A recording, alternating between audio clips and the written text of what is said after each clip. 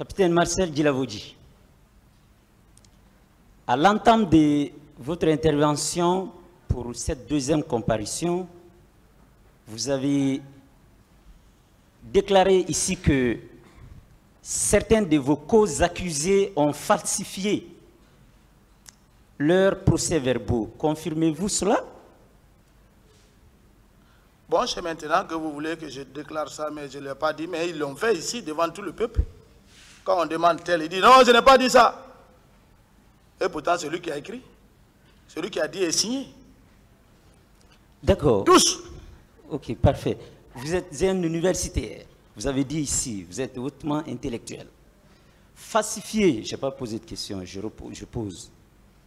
Falsifier un procès verbal signifie quoi, monsieur capitaine Marcel?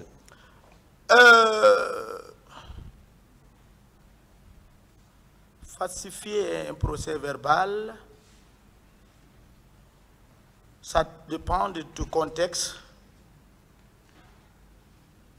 C'est vous qui avez tenu ça ici. Je veux juste comprendre. Moi, je suis d'accord avec vous que peut-être que ces procès-verbaux sont falsifiés, mais je veux savoir, puisque vous l'avez affirmé, pour moi, falsifier, c'est de nier son procès verbal. S'il vous plaît, réveillez ces deux personnes qui dorment là, derrière vous. Oui.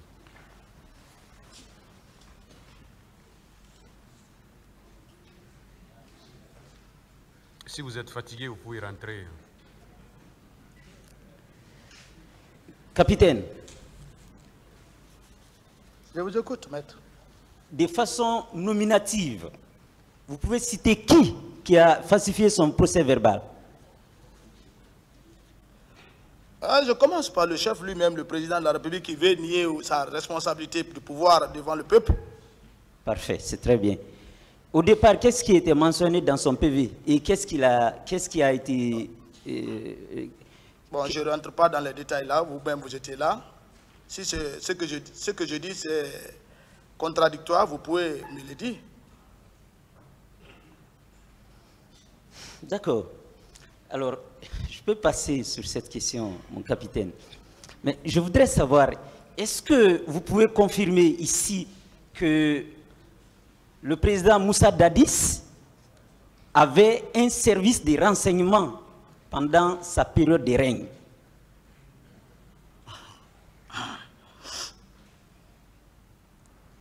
Mais ça, c'est des questions on n'est même pas posé. Un pouvoir? Maintenant qu'on la pose, quelle est la réponse? Même un chef de village a un service de renseignement. Parfait. Et le président Dadis a tenu à la barre ici qui n'a pas eu la chance d'avoir un service de renseignement. Que diriez-vous? Alors il n'était pas président. Je n'ai rien à commenter. Il veut fuir seulement de sa responsabilité. D'abord on dit deuxième bureau. Le deuxième bureau c'est la gendarmerie, la police. Le ministre de la sécurité, le ministre, on dit de la sécurité, je crois bien. Il y a aussi le commandant de la gendarmerie. Ça, c'est les OPJ. Ça, c'est le service de renseignement. Deuxième bureau.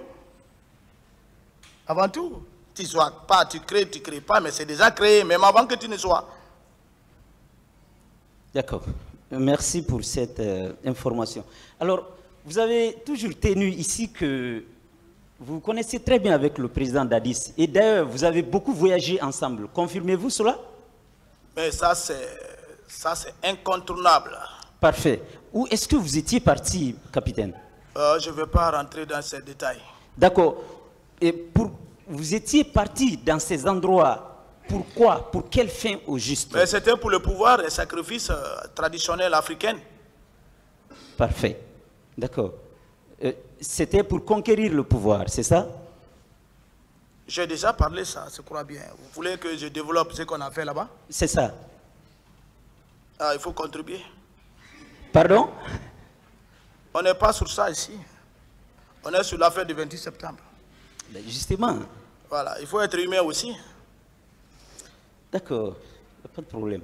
Alors, vous avez dit, par la même occasion, capitaine Marcel, que vous avez observé le silence lors de votre première comparution parce que, tout simplement, vous aviez voulu sauver votre vie. Vous le confirmez? Je confirme. Alors, est-ce que, capitaine, vous connaissez quelqu'un dans votre rang qui a perdu sa vie pour avoir dit la vérité dans cette affaire? Bon, pour le cas de 28 septembre, j'ai été la première personne arrêtée et depuis lors, je n'ai jamais vu. Peut-être c'est le commandant Toumba que j'ai vu en 2015, je crois, 2016, on a du Sénégal à Conakry. Est-ce que vous m'avez compris? Oui, c'est ça que je vous réponds. Je vous ai répondu aussi. D'accord, c'est pas grave. Mon capitaine, on peut aller, on peut continuer. Vous avez cité des noms ici qui composaient la garde parallèle. Pourquoi, capitaine, vous n'avez cité que des morts? Bon, c'est ça, la situation. Je n'ai pas cité seulement que des morts. C'était ces hommes. D'accord, c'était ces hommes. Pourquoi ils sont morts? Bon, d'accord, ça c'est une question qui pourrait être répondue peut-être par vous ou par quelqu'un d'autre. Mais voilà. Écoutez, ma question, elle est simple. Pourquoi vous, parmi tous les membres de cette garde parallèle, vous n'avez cité que des personnes mortes? Pourquoi? Non, je n'ai pas cité seulement. Il y a des gens qui ont fui, ils ne sont pas là. Où est Gono Sangaré? Où se trouve Théodore? Il a fui. Pourquoi il fuit? Si tu ne te reproches pas de quelque chose, tu ne vas pas fuir. D'accord. Alors, parmi ces vivants, est-ce que l'on peut vous prêter, vous, capitaine Marcel, la qualité d'avoir appartenu à cette garde parallèle? Moi, je ne peux même pas être garde parallèle. Pourquoi? Personne ne peut m'utiliser comme garde parallèle. Je suis vu au vu de tout le monde. Je ne peux pas être garde parallèle. Étant un élément qui a contribué au pouvoir. Tous ceux qui sont cités là, c'est les gens qui sont venus après le pouvoir. C'est ce qu'on appelle garde parallèle. C'est les éléments que le président lui-même a utilisés. Parce que c'est les inconditionnels. Ils sont là pour l'argent. Donc, parmi tous les membres des gardes parallèles que vous connaissez, personne n'est à Conakry, en République de Guinée, parmi tous les membres que vous connaissez, capitaine Marcel? En tout cas, je ne connais pas. Dans les box des accusés, je ne vois pas. D'accord. Sauf Tegboro, hein. Ah, vous confirmez que colonel Tegboro fait partie des gardes parallèles, c'est cela? Tegboro, c'était un élément clé, le cerveau moteur. Parfait. Il est là le lundi au dimanche. Si tu vas avec ça, un chef d'État, ça c'est des hommes à se méfier. Hein. Tu es ministre, il faut essayer dans ton bureau. D'accord. Alors, est-ce que, concrètement, pas de l'imagination ou d'interprétation, concrètement, vous pouvez dire quel a été le rôle que colonel Tegboro a joué dans l'accomplissement ou la planification du massacre par la garde parallèle? Vous avez suivi même dans le procès verbal de colonel Claude Pibi, qui dit que le président lui-même lui a dit qu'il a envoyé le colonel Tegboro au stade pour des missions. C'est lui qui a mis le feu de lui dans le feu. Celui qui rendait compte au président d'Addis de tout ce qui se passait à la lettre, qui a informé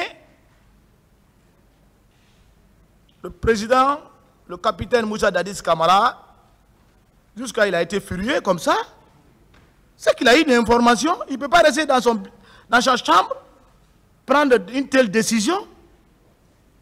C'est qu'il y a eu communication. Ça ne peut qu'être que le colonel Tegboro. Ça, c'est... Il ne faut pas qu'on falsifie l'histoire. Qu'il assume. Au lieu de prendre un bout de papier et écrire des questionnaires contre Marcel. Mais assumer qu'on quitte devant. D'accord. C'est la vérité. Mon capitaine. Celui qui jouait comme relais entre les leaders et le président. Il est ministre d'État. Avant tout, il était un ministre d'État rencontre au président de la République. D'accord. Vous avez quel élément matériel qui justifie que Général Sekouba Konaté ne faisait pas partie de la planification du massacre du 28 septembre, puisque vous l'avez affirmé ici? Quel est l'élément matériel qui peut nous permettre de vous croire? Bon, c'est des questions ici qu'on pose. Moi-même, ça fait mal à la tête. Qu'appelle-t-on matériel? Élément matériel, ça veut dire... Si vous voulez me détailler un peu... C'est vous qui avez dit, je vous détaille, c'est vous qui avez tenu ici que Général Sekouba Konaté est loin. Oui, parce que c'est un homme que je connais. La parole, capitaine. Okay. Permettez-moi de terminer, s'il vous plaît. Okay. C'est vous qui avez tenu ici que Général Sekouba n'est pas lié ni à la planification de ce massacre, ni à son exécution. Moi, je vous crois. Et je veux continuer à vous croire. Alors, puisque nous sommes en matière pénale, vous pouvez apporter les éléments de votre déclaration par tout moyen de preuve. Je souhaiterais savoir, vous avez quelle preuve, vous disposez quel élément, peu soit-il, qui prouverait la vérité de cette déclaration? D'abord, si vous voulez une vidéo, bon, je n'en ai pas. Si vous voulez une photo, je n'en ai pas. Mais je connais très bien le général Sekouba Konaté, le capitaine Moussa Dadis Camara. C'est les deux grands qui se sont associés pour avoir le pouvoir. Mais je connais aussi la mentalité militaire de cet homme, le général Sekouba Konaté. Si c'était lui, mais il allait assumer. C'est un grand guerrier. Il dit, mais libérer ses enfants, j'en ai responsable. C'est ça un vrai militaire. Un militaire, c'est celui qui accepte à assumer sa défaite.